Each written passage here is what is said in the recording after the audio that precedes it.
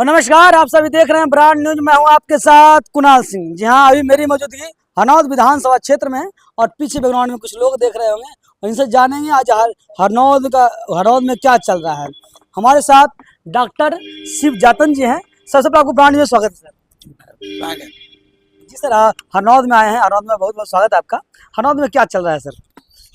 जितनी मेरी बातचीत हुई है, अरुण कुमार के पक्ष में हवा बह रही है। हाँ। हम अभी 4-5 गांव घूमते हुए आए, जैसे बराह गए, कल्याण बिघा गए, सेवदा गए, उतर के चाय पी रहे थे। हमने पूछा क्या किन की स्थिति है, तो जो सिटिंग विधायक हैं उनके खिलाफ बहुत ज़्यादा रिजेंटमेंट, आक्रोश था। सभी लोग अरुण जी के पक्ष में बोले। 5-6 गांव घूम कर हमने देखा। हाँ। तो हमको ये ऐसा लग रहा है कि इस बार इस क्षेत्र से अरुण जी शायद निश्चित रूप से विजयी होंगे, ऐसा हमको एहसास हो रहा है। सर, आपने बताया कल्याण विघा गांव में गए थे। कल्याण विघा तो नीतीश कुमार जी के माननीय मुख्यमंत्री जी का घर है। क्या वहाँ भी अरुण बिंद जी का वोट आने वाला है? हाँ, वहाँ जो उनके बाहर का एरिया जो था, मैंने गांव के थोड़ा सा बाहर जो गैर कुर्मी टोला है, उसमें उनके पक्ष में था। हाँ, उसके जो पक्ष में था, जो छोटा छोटा दुकान खोल के काम कर रहे हैं, तब वो देखे उनके पक्ष में बोल रहे थे उस गांव में। तभी तो हमको आश्चर्य लगा। और उनका जो स्मारक स्थल था वहीं पर खड़ा, कई पुलिस वाले लोग थे वहीं पर खड़ा होकर पूछ रहे थे। हम चाय की दुकान खोज रहे थे। तो हमको लग रहा है उनके पक्ष में है और शायद निश्चित रूप से विजय होंगे, ऐसा हमको बातचीत से पता चल रहा है। क्या लगा सर, 40 लोग जो विधायक हैं यहाँ हरनौत में राज कर रहे हैं, क्या आप लोगों से मिले? लोग क्या बोला कि विकास क्या कितना हुआ है ना हुआ है? यहाँ जो वो लोग कहा कि नहीं, ये थक गए हैं, अब ये सठिया गए हैं, ये ध्यान नहीं देते हैं, जो उन लोगों का कहना था। हमको वो विकास के बारे में इतनी बात नहीं है, लेकिन जो सिटिंग एमएलए हैं उनके खिलाफ बहुत ज्यादा रिजेंटमेंट सुनने को मिला। हरनौत की जनता आक्रोश है, जो 40 साल से विधायक हैं उनको बदलने के लिए हम सोच लिए। हाँ, ऐसा मैंने उनकी बातचीत से जब 5-6 गांव जो घूमे उसके आधार पर हमको लग रहा है। आप भी आए हैं सर? और हमारा क्षेत्र, हमारा जन्म इसी बराह गांव है जहां पर मेरा जन्म हुआ था। और यहाँ पर इसी बराह की सोंधी मिट्टी में आज से 70 साल पहले मेरा जन्म हुआ था। हालांकि हमारे टाइम के लोग नहीं है, लेकिन हमको शौक था कि यहाँ सब मिले, इस एरिया में आए जाए, ताकि यहाँ के बारे में हमको पता चले। तो हमको जानकर बड़ी खुशी हुई कि अरुण जी के पक्ष में बहुत अच्छा माहौल दिख रहा है। सर, क्या लग रहा है कि 40 जो विधायक हैं उनको हराकर अरुण जी कुर्सी यहाँ से संभालने वाले हैं? इस आप लोग 5-6 गाँव में घूमते हैं। निश्चित नहीं, 5-6 गांव में नहीं, हम तो पूरे तीनों प्रखंड में, पूरे हरनौत विधानसभा के सभी गांव प्रखंडों में हम गए हैं। और जिस तरीके से बिहार में परिवर्तन की जो लहर चल रही है, और वही चीज़ हरनौत में भी दिख रही है। और जो नीतीश बाबू का जो तिलिस्म था वो टूटता हुआ दिख रहा है। और लोग जो है ठगे हुए महसूस कर रहे हैं। लोगों को लग रहा है कि कहीं नीतीश जी के नाम पे हमने वोट दिया तो देश की जो फांसीवादी ताकत है वो क्यों कुर्सी कब्जा ना कर ले, ये डर है लोगों का। इसीलिए लोग अब महागठबंधन के साथ अरुण जी के नेतृत्व में नई सरकार देखना चाहते हैं, नई उम्मीद के साथ में कि सबके साथ जस्टिस होगा, सबके साथ न्याय होगा और सामाजिक न्याय का जो प्रश्न है वो आगे आने वाले समय के लिए जरूरत है और उसको लागू करेगी सरकार। अच्छा, आप तीनों प्रखंड में घूमे हैं, हर एक गाँव में गए। क्या लग रहा है विकास 40 साल में जो होना चाहिए वो ऐसा विकास हरनौत विधानसभा में हुआ है? देखिए, विकास का जो है पैमाना इसी से है नापा जाएगा कि आज भी पढ़ाई के लिए हमको दूसरे राज्यों में जाना पड़ता है, कमाई के लिए हमको दूसरे राज्यों में जाना पड़ता है, और दवाई के लिए हमको दूसरे राज्यों में जाना पड़ता है। तो ये जो विकास जो है वो विकास का मॉडल हमको दिख रहा है और लोग इसको बहुत बढ़िया से समझ रहे हैं कि आज भी जो है हमको मजबूर होना पड़ता है कि हमको यदि कुछ भी हासिल करना है तो दूसरे राज्यों पे हमको निर्भर होना पड़ेगा। और इस राज्य को बीमारू राज्य हमने बना दिया है और यही नीतीश बाबू जी का सुशासन है और इसी सुशासन को वो हमारे सामने पेश किया है। और इसीलिए लोग जो है अब उब चुके हैं, चाह रहे हैं कि परिवर्तन जरूरी है। लोगों से, अपने लोगों से आप बात की है, लोगों हर क्षेत्र में गए हैं, बात कर लोगों का क्या रुझान आ रहा है? लोगों का रुझान है कि परिवर्तन जरूरी है। और हरिनारायण सिंह जी जो है 45 साल यहाँ का प्रतिनिधित्व किए। अब जो है नया कुछ लोग चाहते हैं और नया में रोजगार की रिक्वायरमेंट है जो नहीं हुआ यहाँ पे मौजूद है। दवाई की इंतजाम यहाँ मौजूद नहीं है। लोगों को दूसरे जगहों पर जाना पड़ता है, तो पढ़ाई के लिए दूसरे जगह जाना पड़ता है। ये प्रश्न लोगों के सामने है। अच्छा सर, हरनौत तो नीतीश कुमार जी का गढ़ माना जाता है, क्या लगा गढ़ छिना जाएगा उनका? क्योंकि जब यहाँ से हार जाएगा तो पूरा बिहार वहाँ हार गया। नहीं, ऐसा नहीं है। ऐसा नहीं, मत आप समझिए लोगों का कहना है कि गढ़ नहीं टूटता है। गढ़ तो बड़े बड़े लोगों का टूटा है। और नीतीश बाबू भी यहाँ से चुनाव हारे हैं। ऐसा नहीं है कि नीतीश बाबू जो है चुनाव नहीं आ रहे हैं, और नीतीश बाबू खुद चुनाव में नहीं है। तो ऐसा नहीं कि गढ़ है उनका। किसी का गढ़ कोई नहीं होता है। समय के हिसाब से चीजें की डिमांड होती है, जरूरत होती है, और उसके हिसाब से जनता जो है उसको रिएक्ट करती है। नीतीश बाबू को 2 बार यहाँ से हराया है जनता ने। तो कैसे हम गढ़ मानेंगे इसको? क्या गढ़ मानेंगे इसको? नीतीश जी का गांव होने से गढ़ नहीं हो जाता है। आप गढ़ इसलिए बोल रहे हैं कि इस एरिया में अवधिया की संख्या अधिक है, उस संख्या, लेकिन तब जागरूकता कम थी, शिक्षा कम थी। आज स्थिति बदल गई है। आज सभी वर्ग शिक्षित हो गए हैं। सभी लोग समझते हैं जिसे नीतीश जी के साथ क्या प्रॉब्लम है। आज वो मानसिक रूप से बहुत स्वस्थ नहीं है। और जब भाजपा पर बार बार दबाव पड़ने के बाद भी उनको मुख्यमंत्री कैंडिडेट घोषित नहीं किया, यहाँ के नालंदा के सभी लोग समझ रहे हैं कि अब किसी कीमत पर भाजपा वाले उनको मुख्यमंत्री नहीं बनाएगा। अगर जीत भी जाए, बाय द वे फर्ज करें कि यहाँ से उनके लोग जेडीयू के जीत भी जाते हैं, फिर भी किसी भी कीमत पर नीतीश जी बिहार के मुख्यमंत्री अब नहीं होंगे। जब नहीं होंगे तो यहाँ के लोगों का अपना परिवर्तन चाहता है। आखिर क्यों मनुवादी पार्टी के ताकत में चला जाए?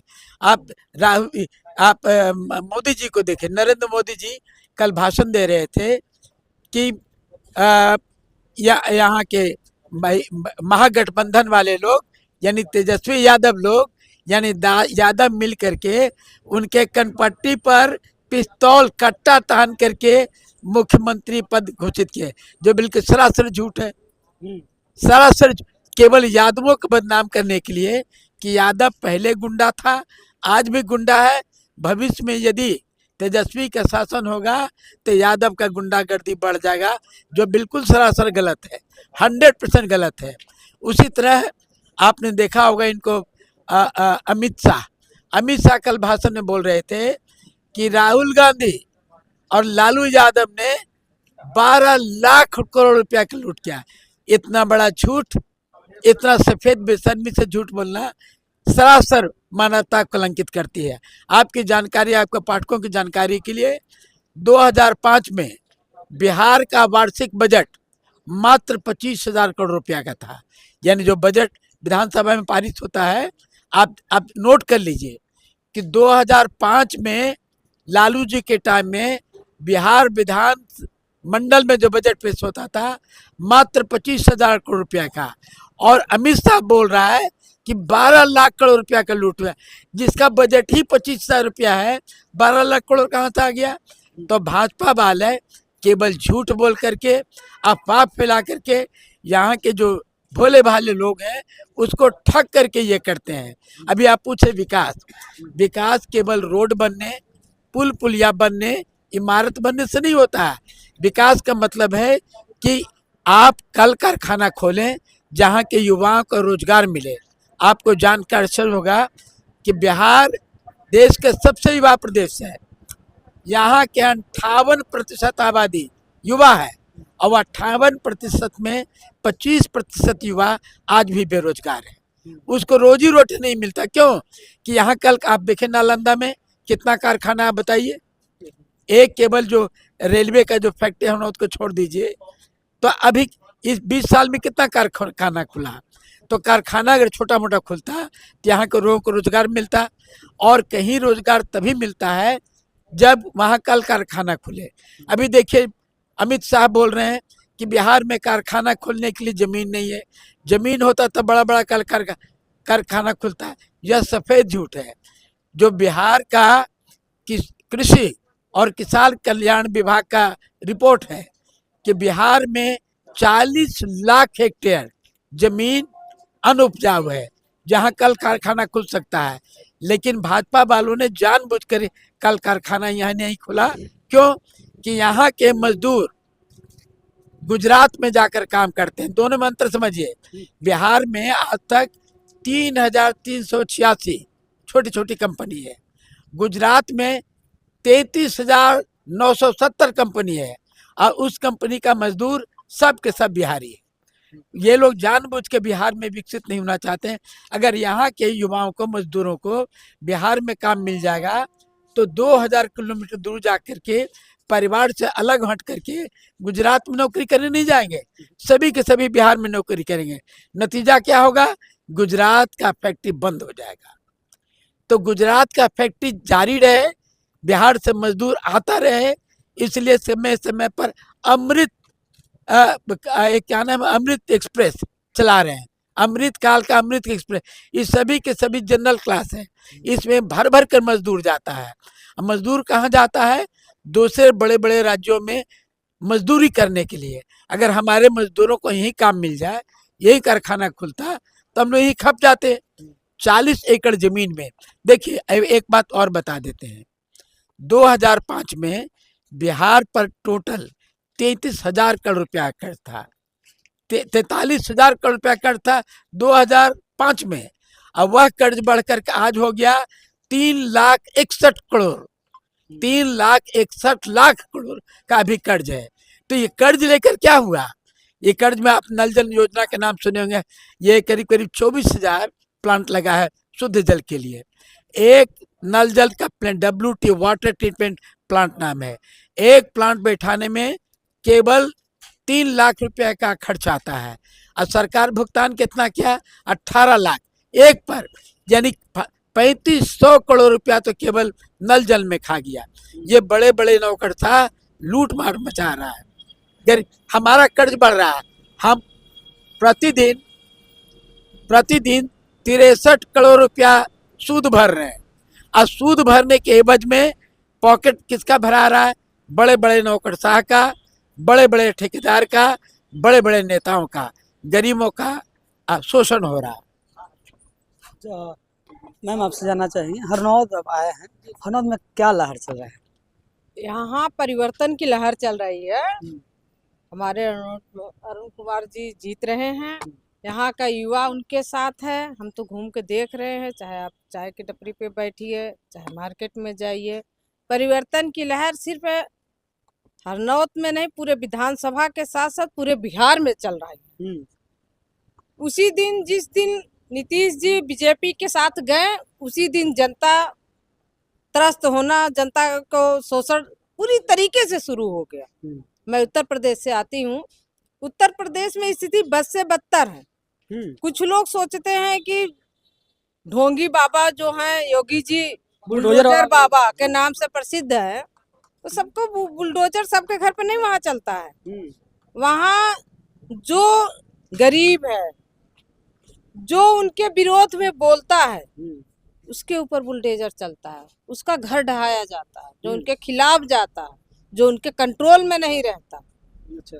मैं यहाँ की जनता से यही अपील करूंगी, उत्तर प्रदेश की स्थिति बिहार में मत होने दीजिए। यहाँ राहुल जी, तेजस्वी जी की सरकार बनाइए, और परिवर्तन की जो लहर चल रही है उसके अनुसार यहाँ की सत्ता को परिवर्तित कीजिए, क्योंकि मुझे नहीं लगता है नीतीश जी को मुख्यमंत्री बनने देगी बीजेपी।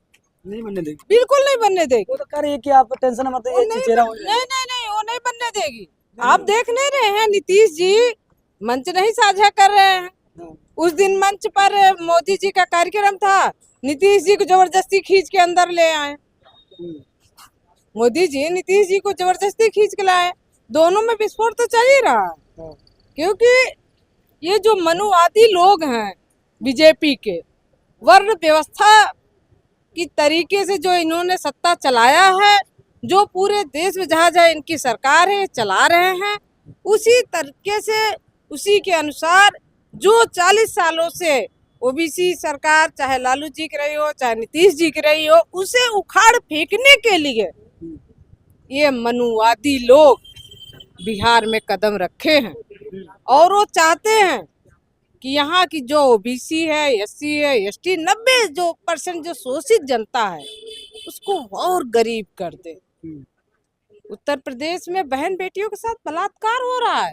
तो वहाँ तो बोल रहे हैं कि भानु सुरक्षित है। कुछ नहीं सुरक्षित है। मैं वहीं से हूँ। अभी मैं आप सोशल मीडिया खोलिए, इतनी बेटियां किडनैप हो रही हैं।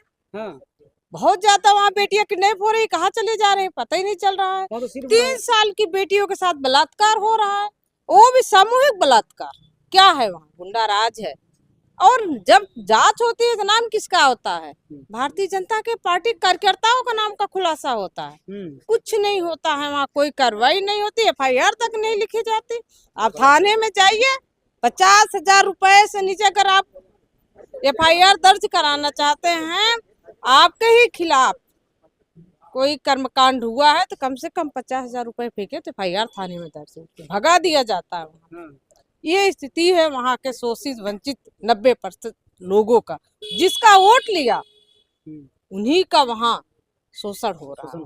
शोषण। अच्छा, अभी बात करने जाए, अब बिहार आए हैं, हरनौत में हैं, हरनौत में अब घूम रहे हैं, लोगों से बात कर रहे हैं, क्या रुझान आ रहा है कि 40 वर्ष से राज कर रहे हैं विधायक जी, उनकी कुर्सी छीनने वाली है? देखिए, कुर्सी तो छीनेगा, ये तो 100% है, छीन गई है भैया। आप कहीं भी जाइए, जरूरी नहीं कि जो 40 साल से शासन कर रहा है, ये जो है अम्बेडकर जी ने, बाबा साहब ने जो हमें संविधान का अधिकार दिया है ना, सिर्फ एक लोगों को सत्ता में रहने का नहीं दिया है।